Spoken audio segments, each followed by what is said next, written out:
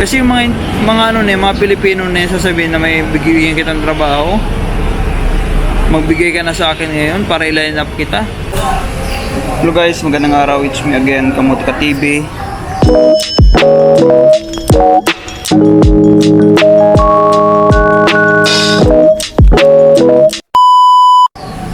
And kung bago ka lang sa YouTube channel ko, huwag kalimutan i-subscribe. And ayan yung bell dyan, i-hit mo na lang din para ma-update ka sa mga bagong vlog. At sa mga hindi pa nakapag-subscribe dyan, thank you in advance. And ayan, yung mga iba dyan, halos lahat ng mga viewers natin is di pa nag-subscribe. Subscribe nyo na yan, diba? Para update ka na rin. Ayan kasi nga guys, pag nag-subscribe guys, libre yan, walang bayad, diba? And ano yan, binigay ko na ng libre yan pag subscribe. Joke lang. Ayan, thank you so much guys sa support, and shoutout sa mga lagi nanonood sa vlog ko. Ayan, shoutout sa inyo. And gusto ko rin shoutout yung mga mandirigma natin dito sa Macau na still stronger and patuloy na lumalaban sa pakikidigma dito sa Macau. Ayan, kaya yan guys. Yung iba dyan na 2 buwan na di pa nakakahanap, matatapos yung visa di pa nakakahanap, yan guys, kaya nyo yan. Ganun talaga, sabi ko nga lagi, hanggat may visa may pag-asa.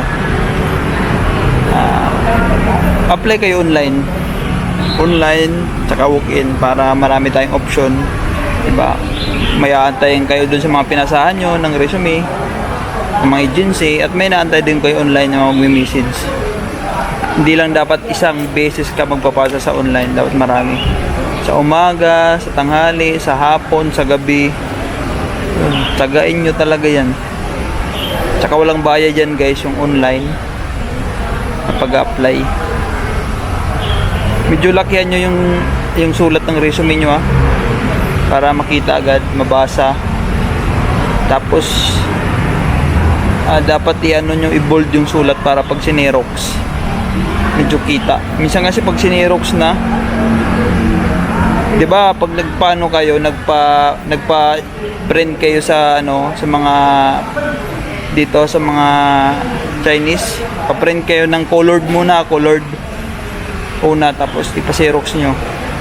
Huwag nyo papa-xerox yung xerox na, kasi pag sinerox yung xerox na, talagang malabo yun, diba? Mas lalong lalabo yun. Dapat yung colored yun, papa-xerox nyo. Tapos i-highlights nyo yung mga experience nyo para makita agad. Yan. And yun guys, mostly ngayon hiring dito sa Macau is mga sa restaurant. Kaya huwag nyo kalimutan maglagay sa mga resume nyo ng sa restaurant, like dishwasher, kitchen helper, mga ganyan. Chef, kung marunong ka magluto, yan, lagyan mo yan. And gusto ko lang i-remind guys yung mga sa placement ngayon ng lalaki na nakakalula. Actually guys, ano lang naman dito placement, mababa lang. Yung nagpapalaki kasi dyan yung mga agent dito sa Macau. Meron kasi yung ibang agency, may mga agent. Kaya kumukuha sila ng Pilipinong agent para kasi hindi kasi sila masyado, yung mga ibang agency hindi kasi sila masyado sa English.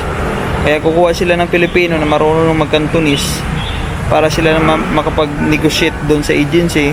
Pag sinabi ng agent, maghanap ako ng 2 tao, yung agent yung maghanap ng Pilipino. Ayan. Kaso nangyayari, sobra-sobra naman kasi yung dinadagdag nila doon sa placement. For example, kasi yung placement dito guys sa Macau, depende sa sahod mo. Example, yung sahod mo 6,000 lang din placement. Pero kasi may mga agent, nangyayari, lagpas pa yung kaya naging 12, 13. Kasi yung kinukuha nila dyan is kalahati, sobra pa doon sa placement, diba? Ayaw magpaano Ganun, alam mo naman Pilipino ayaw magpalamang. 6,000 nga lang agency, yung placement agency, tapos dadag papatungan niya, sobra pa, diba? Minsan 13, Yung sa kanya 12, di ba? Laway lang po na niya dun eh. Wala siyang nilabas sa pera. Yung kawawa dyan, yung mga mandirigma natin. Yung mga Pilipino din kasi dito, wala silang awa. Dapat nga, pwede pumatong ka 1,000 lang. Diba? Plus nakatulong ka pa dun sa tao na walang trabaho. Diba ganun dapat? Kasi kapwa Pilipino naman natin yun. Huwag naman natin, sagarin. Sagarin yung, pambuburaot. Diba? Wala ka naman dyan nilabas na pera. Yung lang mo lang naman dyan, laway. Diba? Dapat tulungan mo rin yung kapwa mo. Diba? Hindi yung alam mo yung, diba, example, yung tao na yun, tinulungan mo, tinaga mo sa placement, 6,000 lang sa agency, tapos dinagdagan mong 7. Alam mo yung tao na yun, kung imbis na magpasalamat sa'yo, galit pa sa'yo yun. Ito yan. Sabi niya, grabe naman natin, laki ng placement. Oo. Ganun. Imbis na magpasalamat sa'yo, ay ate, salamat ha. Sinabing, example, pinatungan mo lang ng 1,000, naging 7,000. Tapos sabihin nyo ng tao na yun, ay salamat ate ha.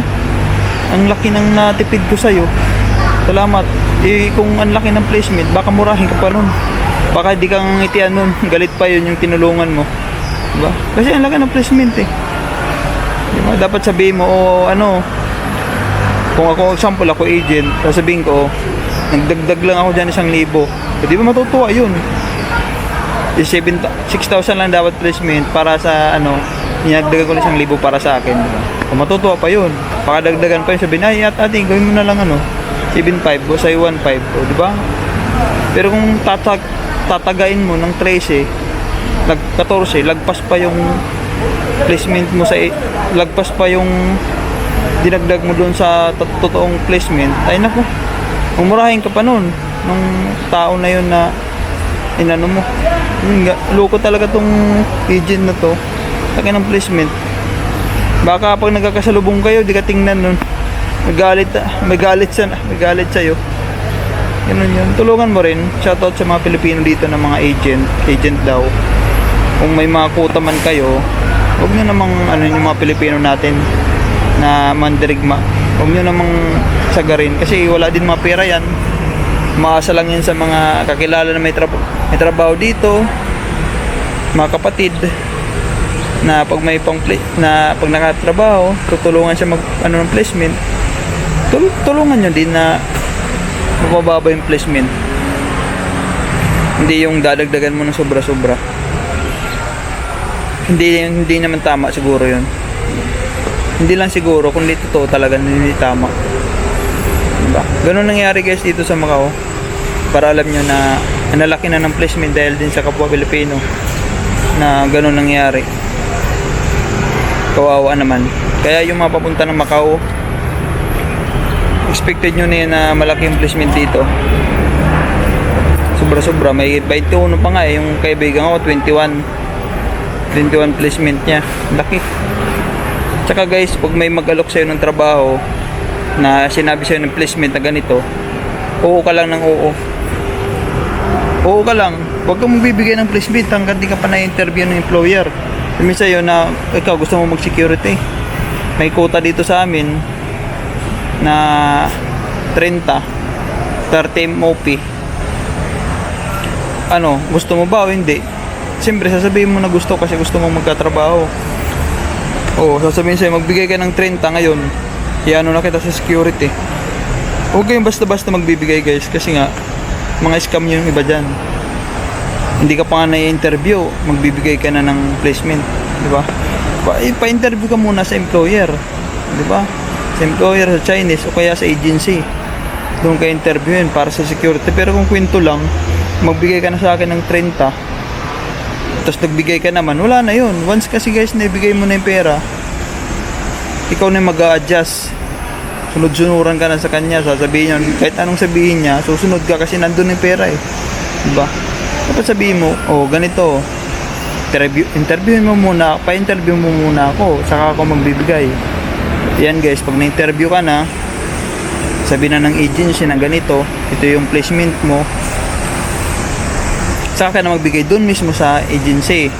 Hindi yung sa kapwa Pilipino ka magbibigay. Negative yan, scam yan. Pag sa tao lang nabigay mo sa Pilipino, tapos doon kayo magkikita sa park, huwag ka magbibigay basta-basta. Scam yan.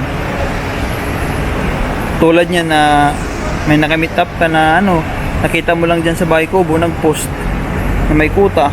Tapos sasabihin sa'yo na, i-ready mo na yung requirements mo. Tapos pagpunta nyo sa i-chat ka, kita tayo sa park, ibigay mo na yung pang down mo. Mag-down muna kalahati. May placement na 10,000. Mag-down ka muna kalahati. Ikaw naman nag-down. Ba't ka magda-down? Hindi ka pa nga na-interview ng employer eh. Interview muna ng employer yan bago ka bago ka magbigay ng placement. Huwag ka magbibigay ng buo guys. Magbigay ka ng kalahati lang. Sample, 10,000. Magbigay ka muna ng 5,000. Sabihin mo, pag dumating yung green check ko, saka ko ibibigay yung kulang. Ganun. Huwag ka magbibigay ng buo. Ganun style. Ganun dapat. Para sigurado. At least kung may scam ka man, hindi na nabigay mo lahat yung 10,000, di ba? At least di masyado masakit, kalahati lang. Diba? Tsaka mapanurin dapat kayo guys dito sa Macau. Maraming magsasabi na tutulungan ka na nakilala mo lang sa park kung saan. Nasasabihin na magbigay ka ng 1,000. Akin ang resume mo, magbigay ka sa akin ng 1,000. Tutulungan kita sa company namin, may pasok. Kasi yung itong 1,000 na to, ito yung bibigay ko sa doon sa opisina. Huwag ka guys magano dyan, kapaniwala.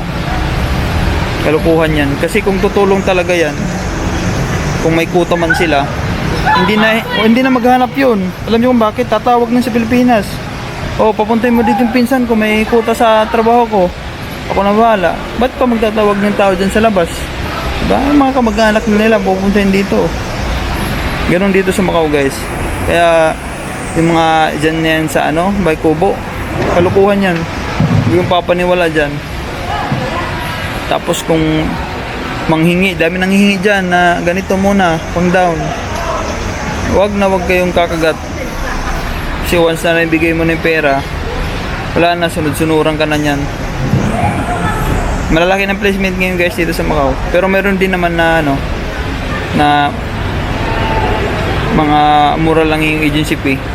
Depende sa sahod. Pag malaki yung placement, expected mo na yun na malaki sahod mo. Sample, 21. Tanungin mo muna, interview muna. Tsaka guys, diskarte sa pagbabayad ng placement. Kunin nyo agad yung account. Kunin nyo yung account ng agency. Doon ka maghulog. Sabihin mo, dito ako maghulog sa account. For cash man, doon ka mismo talaga sa agency, sa Incheck, hindi sa Pilipino ha. Kasi pag Pilipino, malabo yan, scam yan. Ang dami ng scam dito sa Macau na ganyan, Pilipino. Diba? Pilipino yung tumira, Pilipino din yung tinira. Diba nakakawa? Kapwa Pilipino dito nagtitirahan. Diba? Ganun. Kaya yung mga mandirigma natin guys dyan, mag-ingat. Ito'y paalala. Diba? I-share nyo to guys, yung vlog na to sa mga dito sa mga mandirigma. Kasi yung iba, napapanood nila yung vlog ko, na-scam na sila. Diba? Nakakalungkot naman. Yung mga mandirigma natin dito guys, yung may mga trabaho dito sa Macau, kung may nalaman kayo may kuta sa agency nyo, paalam nyo na sa mga mandirigma natin dito sa Macau na mayroong ganitong kuta, puntahan nyo para tulong ba? Tulungan na lang tayo dito. Ako naman, kung may alam ako may kuta, sinasabi ko naman dito sa vlog ko para mapuntahan nyo guys. Ayan, sa Singwa lagi may kuta yan dyan, sa kitchen helper, mga dishwasher, yan, Singwa. Puntahan nyo guys yung mga agency dito na walang mga bayad. Kung may bayad man, sample dyan sa Citran may bayad, 10. Tanongin nyo kung may kuta, pag wala, huwag kayong magbigay ng resume. Kasi niluloko nyo lang sarili nyo. Bigay na lang kayo doon, hindi kayo nagtatanong, tapos wala palang kuta, wala na. Goodbye sa 10 mo. Diba? Magtipid kayo guys, yung mga mandirigma dito sa Macau. Huwag kayo masyado lagi sumakay ng bus. Maglakad kayo. Wala naman kayong hinahabol na oras, wala naman kayo papampasok. Maglakad lang kayo, tapos yung ipapamasahin nyo dapat bilhin nyo na lang tubig. At least pag naglakad ka, may mga agency ka pa dyan na madaanan na hindi ko pa na-vlog, at least mauna ka dun, di ba? Ganun yung gusto ko na nagano lang, lalakad lang para may mga agency kasi dito guys na tago. Hindi ko pa na-discover, na malay mo ikaw maka-discover, di ba? May kuta pala dun, hindi ikaw nauna, di ba? Nakakatawa. Yun guys, ingat tayo lagi sa pagbibigay ng placement. I-make sure muna natin na interview muna bago placement. Ha? Tapos doon mismo bigayan sa opisina, hindi sa mga park lang dyan, ha. Mga mamaya bigay kayo dyan lang sa park. Mostly kasi nangyayari dito guys sa mga mandirigma natin sa Macau na nagbibigay agad pag sinabi lang, oh, ano, may quota sa amin, may pang placement ka ba? 10. Siyempre sasabihin mo na mayroon. Huwag nyo sasabihin na wala kayong pang placement, na lagi nyo sasabihin mayroon kahit wala. Sabihin nyo mayroon. Pag sinabi, oh, magbigay ka sa akin, yano kita, ilaline up kita. Pag gano'n na magbigay agad, wala pang interview, kahit kakilala nyo, negative yan. Huwag kayong kakagat. Kahit paubos yung visa nyo, wag kayo kakagat. Trap yan. Kaya maraming natatrap na ano dyan, na scam sa mga paubos yung visa kasi taranta na. Gusto nang makapasok. Sa kagustuhan mo makapasok, na scam tuloy. Diba? Kahit ano, basta wag kang ano guys, positive ka lang lagi. Kahit 20 days na lang visa mo, positive ka lang lagi dapat. Huwag kang panghinaan ng loob kasi tapos isulat nyo dun sa taas yung visa nyo kung kailan para alam ng agency. Yan. Alam nila ng agency na yung visa mo hanggang ganito na lang para sila na mag-adjust. Kasi pag di mo sinulat, sasabihin ng mga agency, ay mahaba pa to.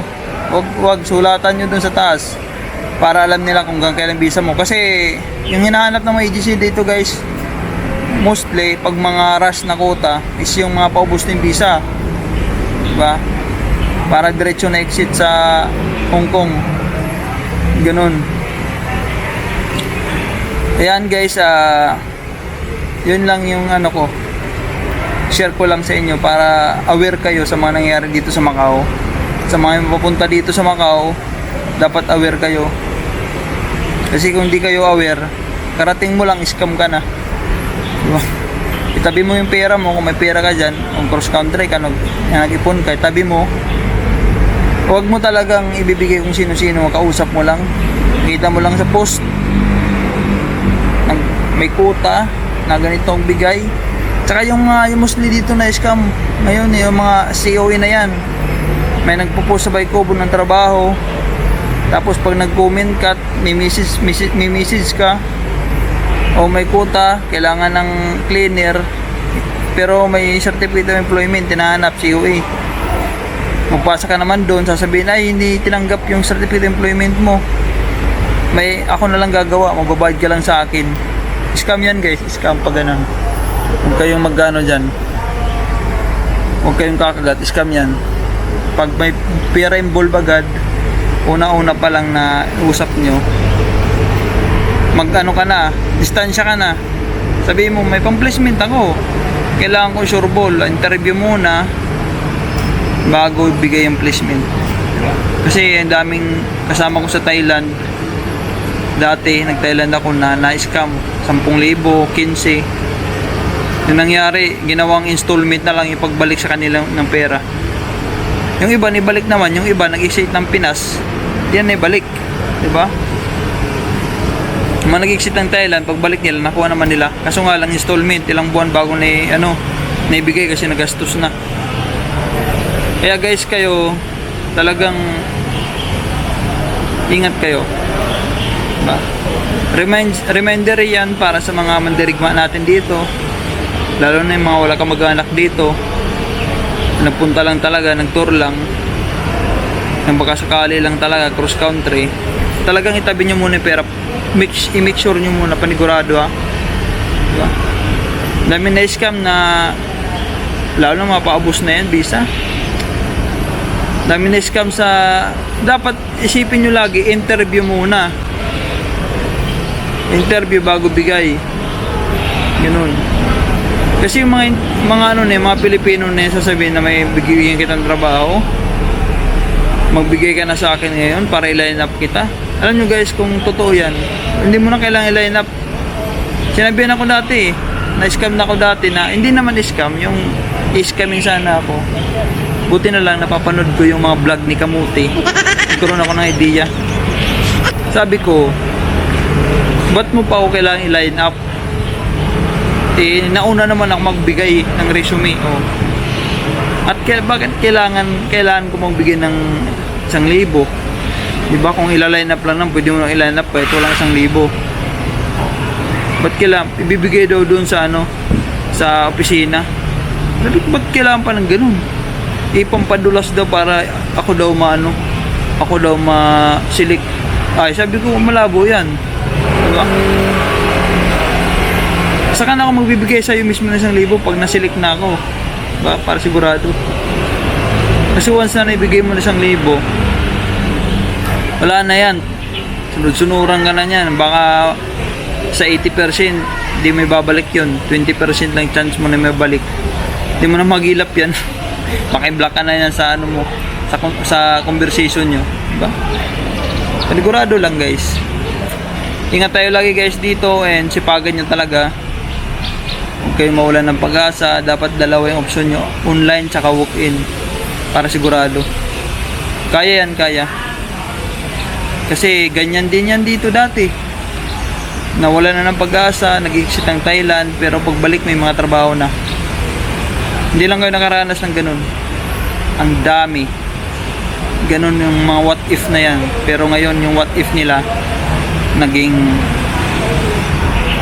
trabaho. Trabaho na sila ngayon. Tsaka lang, tsaka sipag, tsaka dasal. Ganun. Kaya nyo yan. Yung iba nga na kaya. Ikaw pa. Diba? Ikaw pa na nanonood. Kaya mo yan. Positive lang lagi dapat at magdasal lagi. Yun lang guys. Thank you so much and God bless lahat. I love you all. Salamat.